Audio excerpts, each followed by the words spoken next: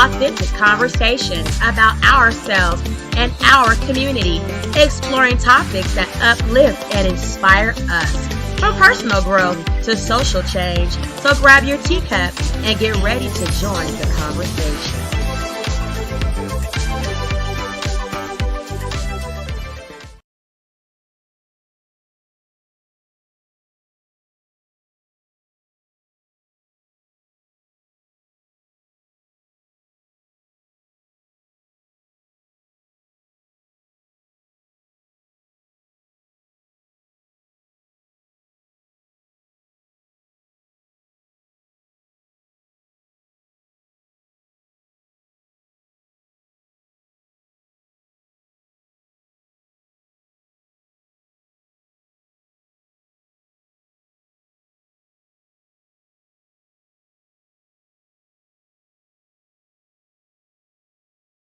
About that picture because he said he had seen it before, but it wasn't in the file. And the LAPD officer, Caps, told him, said, "No, we ain't show you no picture like that." He said, well, fans agree with Gene's version of the story of that unfortunate night. Puffy did it, no doubt. Why did he leave Collie literally the day after it happened and ditch the rest of his crew? Why did he ride separately when he always used to ride with Fake? Why was it so important for Gene to ride with Puffy? You either get it or you'll never work for Bad Boy again. Why was the car already parked on the side of the road waiting for Biggie to pull up? And why was it so damn important to be in Collie in the first place? 6 months after Pac's death, with barely any security. Puff got some explaining to do. Let the story inspire him over. Gene wrote a book to uncover everything that happened that night and how Diddy was connected to it. He also got a publishing contract for it. "Our book was supposed to be going in, all of a sudden, after giving me a contract for $75, cut me a check for $25. It came down to the last week." And Puffy goes and contacts the same publishing house to write and publish his book in an attempt to stop Gene's to come out. And he does. $4 million, and he put out his book, and he never put it out. From the start, Biggie's mother had a bad feeling about Puffy associating with Biggie. She also writes in her book Biggie, Belinda Wallace remembers her son, Christopher, about it. The truth is, Christopher accepted the illusion of a friend and mentor for about $25,000. That's the amount Puffy lured my son with. That was a lot of money for Christopher back then as a 19-year-old. He had never seen that much at one time in his life. It was enough money to make my son believe that Puffy was ready to do anything for him. It was enough to buy a blind love and loyalty. Besides, Gene believed that his book containing the truth was delayed because of racism. He had to face several legal problems to get his book published. In contrast to the white FBI agent, Phil Carson, who came out with his version of the truth, faced no such difficulties. He just came out. See, it's all right for them white boys, you understand, to do their 20 years and then come out with books. But Gene lost his job because of his book in which he repeated his version of the story. Also, he had to go to a number of court hearings to get it back. And I lost my job, and I went through 6 arbitration hearings to get it back. Well, it's mind-boggling how Phil Carson is being praised for the same faith Gene said again and again and faced repercussions. However, fans completely agree with Gene's consistent story and predict Puffy's downfall when someone else more influential comes in the industry. I followed Gene's consistently told story. My opinions went from Puffy being negligent to it's a huge possibility that he truly knew or had something to do with Fake's assignation. We have a right to know these things. Fake was a public figure and we're the public. It's a well-known fact that Coin Pro uses and protects entertainers like your Jay-Z's and Puppies for sinister reasons against us. It's also a well-known fact that when the powers have used them up, the protection goes away. I predict that when someone else comes along, maybe younger with more influence, that Puffy will be held accountable. That's it for today, folks.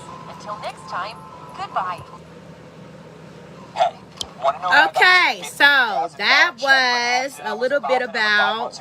Look, if you've been injured in a car accident, that wasn't your fault. You have to watch this video. There's a little known loophole. Puff Daddy's, suspicion about him killing Biggie Smalls. Okay. I want to find where his mom speaks on it. I know it's here somewhere. Let me see exactly where I can find that.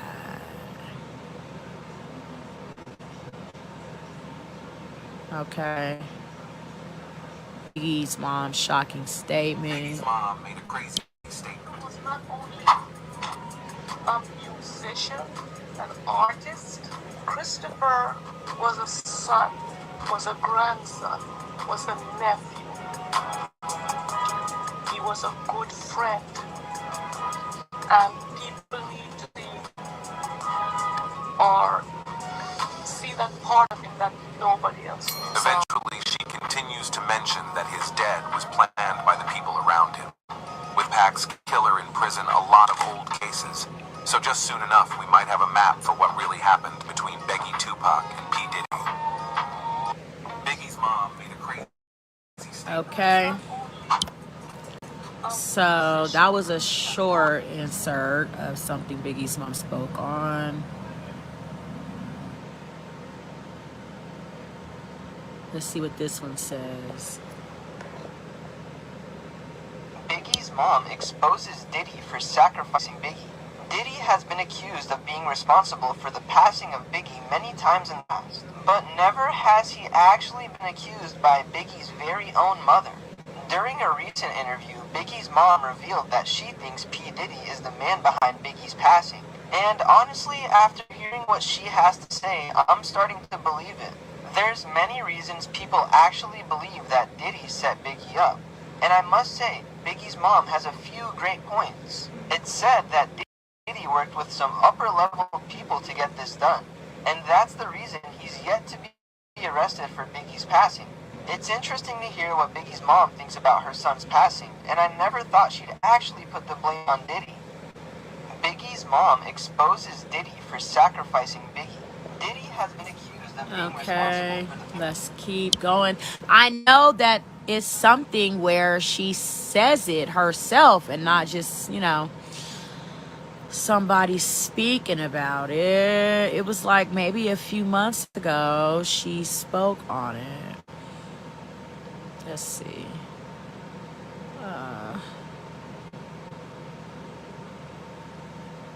Valletta Wallace, the mother of the late rapper Notorious B.I.G., told Rolling Stone that she wants to put her hands on Sean Diddy Combs' face.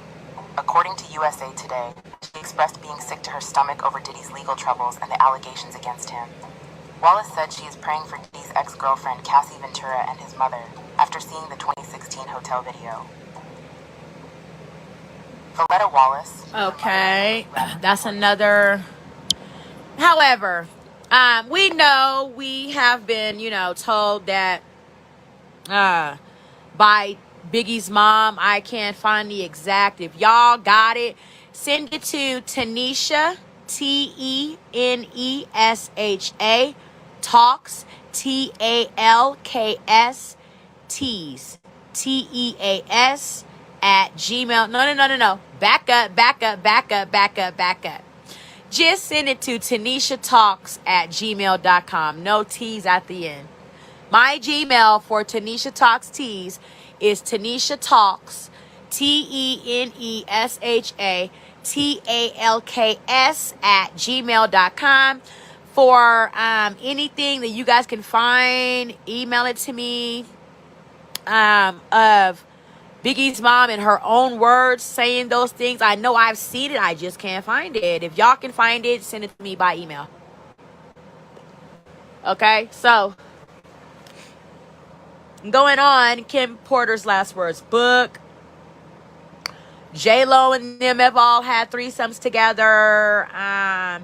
It goes on to allege that in her last words, her own words, that Puffy made Faith Evans fuck Tupac and Biggie Smalls so that she could create a beef and also handle Biggie Smalls to keep Biggie Smalls under Puff Daddy's thumb, which would also furthermore explain why she was so freely, willed to marry Stevie J, even though Stevie J was also a very good friend of Biggie and Puff Daddy's. And they were all having threesomes together. I wonder if they were having threesomes when they were when Faith and Stevie J were married, because they had already fucked before. So it's like, I wonder if they were fucking still just these past few years back. You know what I'm saying? Because it don't seem like Diddy ever turned down the freak value. Shine was also goes on to tell further on more in the Kim Porter's Last Words book, tell-all book, that Shine was supposed to replace Biggie Smalls, which is the reason why, Diddy was so, like nonchalant about murdering, or could have possibly allegedly had him murdered, because he was supposed to, if that happened, okay, he can replace Biggie. But then at the club, y'all remember back in the day, in the late 90s, early 2000s, Diddy and Shine and Jayla were all at a club, and a woman got shot in the face. Woman, said that it was Diddy that shot her. However, Shine took the charge. So that would end the coming into, Shine replacing Biggie, right? And then in the book, it goes on to say, in Kim's Last Words, or tell our book, that Biggie was like, talking with Kim. Oh, so what? That he sounded like Biggie, but he wasn't no Biggie for real. Like he, dime a dozen ass nigga, Shine. So, and that he was so easily replaceable, just like supposedly Biggie allegedly killed Biggie because he felt like he could replace Biggie with Shine.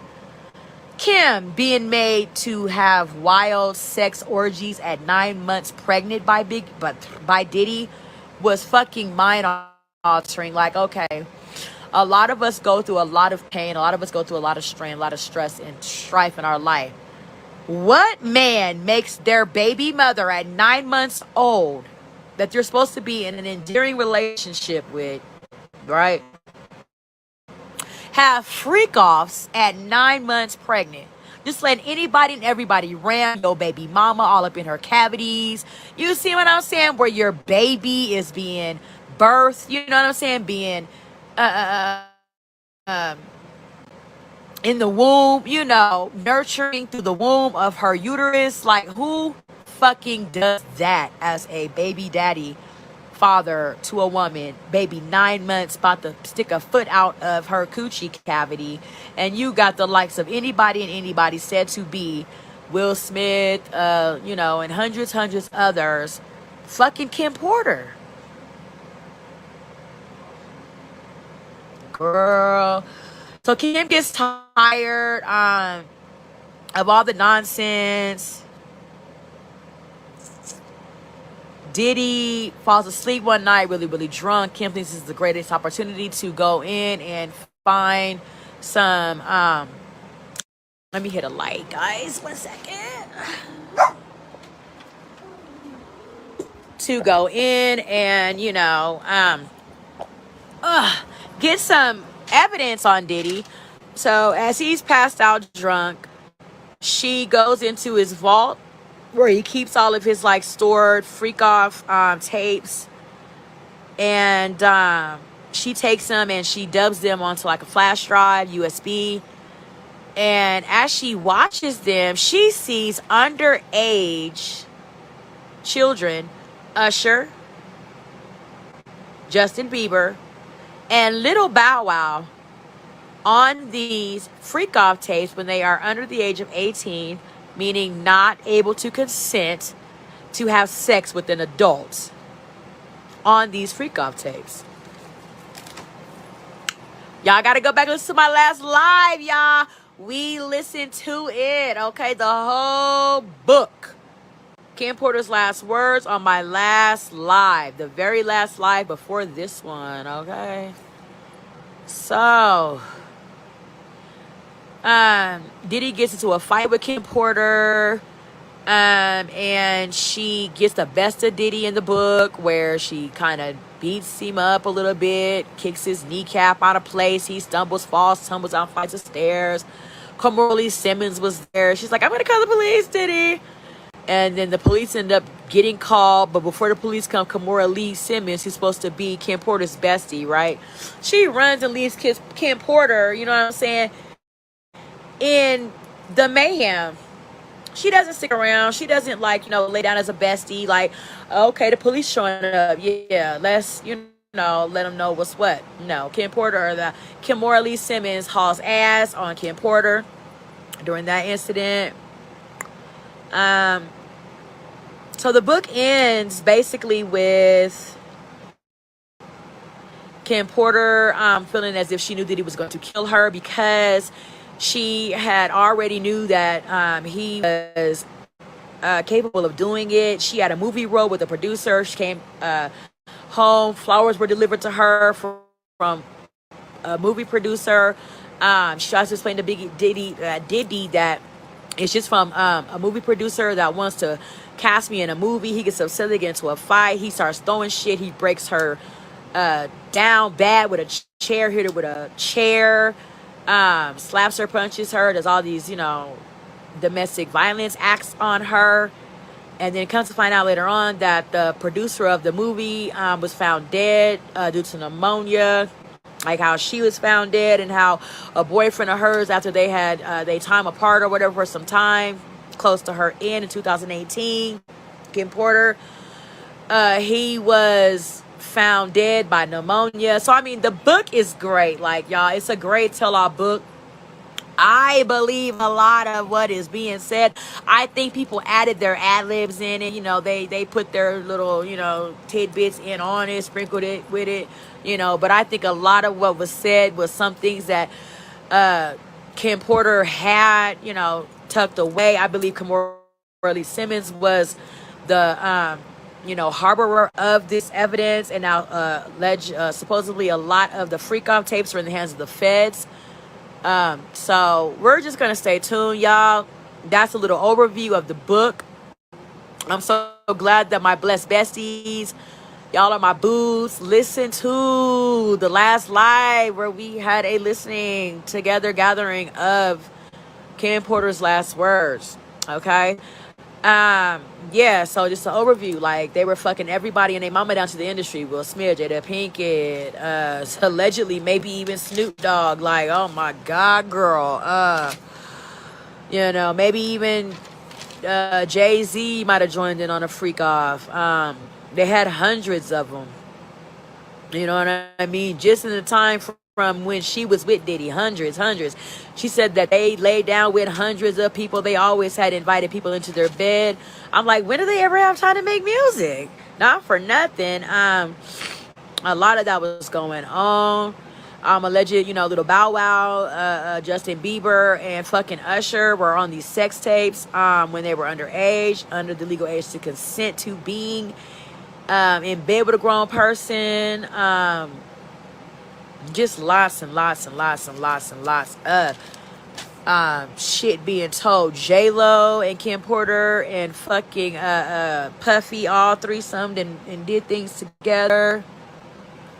Oh my God, I'm just at this point, I'm believing that they fucked everybody that he signed to Bad Boy. Faith Evans, Mary J. Was allegedly in a freak off with Diddy and fucking Kim Porter.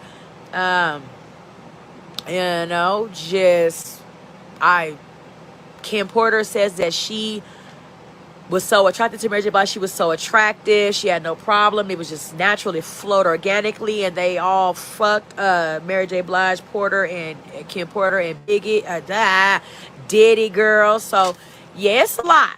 It's a lot, y'all. I'm gonna keep on with my tea listening. Y'all keep on staying tuned to my tea talking. It's a lot. The Kim's Last Words book is a lot. We listen to the whole entire 19 chapters, 60 pages on my last live. Y'all go check that out. I will be joining y'all back, as news continues to unfold. Supposedly Diddy's on, suicide watch or whatever. He's refusing to eat. He's believing that people are looking to poison him through the foods. He's refusing to eat type shit. His kids are, oh my God, we don't know what to do. Diddy's, our dad's locked up. What do we do with ourselves? All this, that, and the third. So they're playing, it all the way out to the hilt of what's what. I personally don't really give no damn, because if it was my child or me or my beloved mother, sister, brother, cousin, daddy, uncle, friend, I would want to see justice be carried out in the best way that it could be from my loved one. And that's just that. So I don't really care how Diddy feels. If Diddy, felt anything other than what he put his kids through, his kids wouldn't be going through what all they are going through. by needing him around and needing him to help continue to secure and hold down their legacy. He dropped that ball, not us. So yeah, just continue, let's keep up with the tea talkers. We're blessed besties, and this has been Tanisha talking them teas. Bye.